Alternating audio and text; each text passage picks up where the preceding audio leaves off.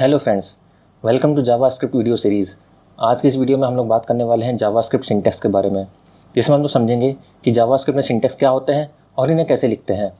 The syntax of JavaScript is the set of rules that define a correctly structured JavaScript programme.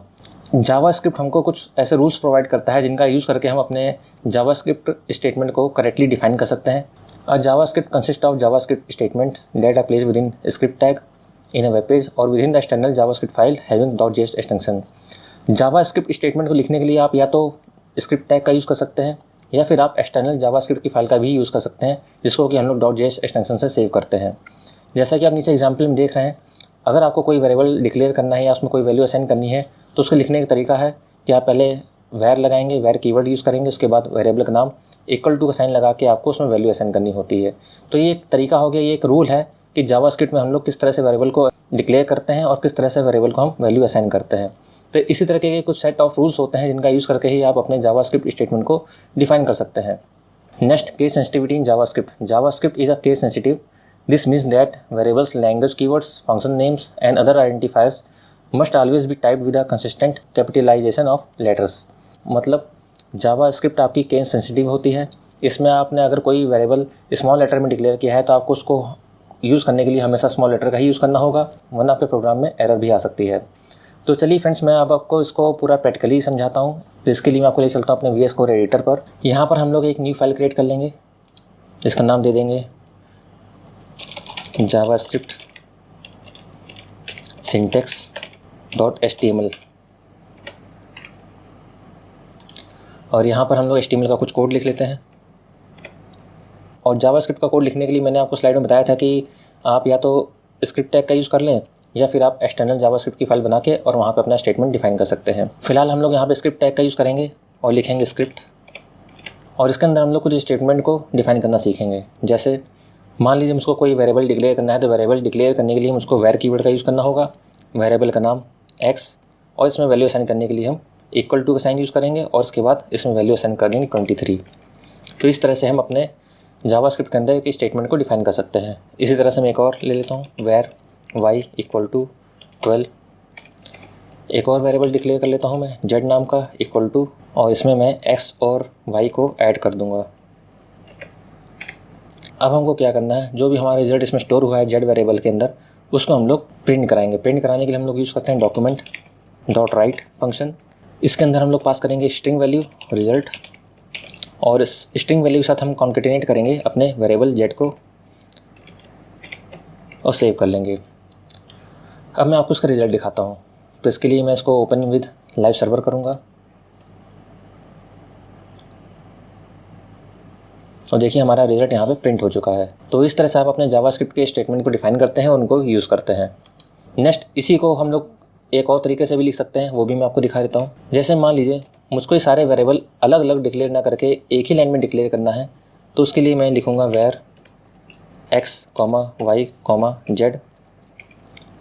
तो ये हो गया variable declaration. मैं यहाँ पे कमेंट में लिख देता हूँ वेरिएबल डिक्लेरेशन। नेक्स्ट, अब मुझको इनमें वैल्यू असाइन करनी है। x इक्वल टू, मैंने ऊपर जो वैल्यू ली थी वो थी 23, तो यहाँ पे 23 पास कर लेंगे। इसके अलावा y इक्वल टू हमारा था 12, तो 12 पास कर लेंगे यहाँ। तो ये हो गया असाइनिंग वैल्यू। इसको भी मैं लिख देता हूँ टू असाइन वैल्यूज़। तो यहाँ पर आपने तरीका देखा वेरिएबल को डिक्लेयर करने का, और यहाँ पे मैंने आपको बताया किस तरह से हम उन वेरिएबल्स में वैल्यू असाइन करते हैं। नेक्स्ट, हम इनकी वैल्यू को कंप्यूट करेंगे। कंप्यूट करने के लिए हमको z वेरिएबल का यूज़ करना होगा, और इसमें हम पास करेंगे x प्लस y। तो इसको भी कमेंट में लिख देता हूँ मैं, टू कंप्यूट वैल्यूज़।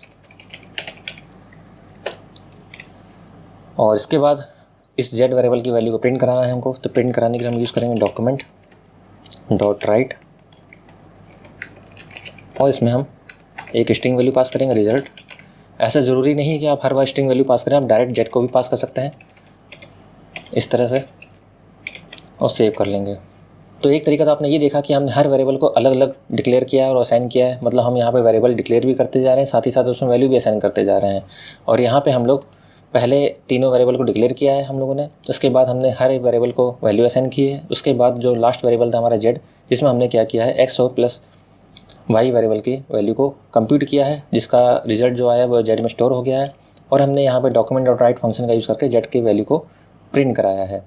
तो आप इस तरह से भी वर्क कर सकते हैं और ये तरीका भी है। तो ये कुछ सेट ऑफ रूल्स हैं जिनका यूज़ करके हम अपने वेरिएबल को डिक्लेयर कर सकते हैं, डिफाइन कर सकते हैं, उसमें वैल्यू असाइन कर सकते हैं और उनके रिजल्ट को कंप्यूट कर सकते हैं और प्रिंट करा सकते हैं। इसके अलावा हम लोगों ने स्लाइड में केस सेंसिटिविटी की भी बात की थी कि जैसे मान लीजिए मैंने एक वेरिएबल डिक्लेयर किया है माई वेर नाम का, और इसमें मैंने वैल्यू असाइन की है हेलो जावा स्क्रिप्ट। अब अगर मुझको जब कभी भी इस वेरिएबल को यूज़ करना होगा तो मुझको सेम यही नाम यूज़ करना होगा। अब आप इसके नाम को चेंज नहीं कर सकते। आप ऐसा नहीं कर सकते कि आप इसको प्रिंट कराते समय आप इसका नाम चेंज कर दें, तो ये चीज़ गलत हो जाएगी। जैसे यहाँ पे मैंने माई का जो एम है और वाई है स्मॉल में है और वेर का जो वी है कैपिटल में है, अगर मैं यहाँ पे सारी चीज़ों को स्मॉल में ले लूँ तो ये गलत माना जाएगा। तो ये तरीका गलत हो जाएगा, ये आपको एरर दे देगा। तो वो एरर मैं अभी आपको दिखा देता हूँ। पहले मैं इसको कमेंट कर देता हूँ।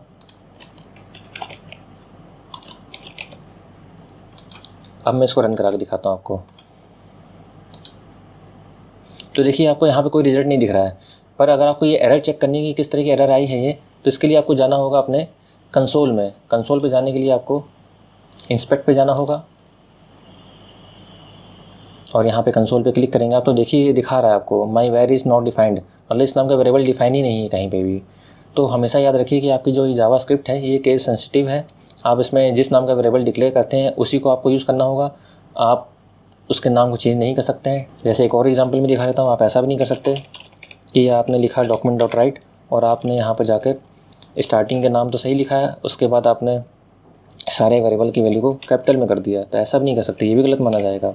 तो जो सही तरीका वो ये है कि आप डॉक्यूमेंट और उसी वेरिएबल के नाम को कॉल करें जिसको आपने डिक्लेयर किया है और वैल्यू असाइन की है, जैसे माई वेर।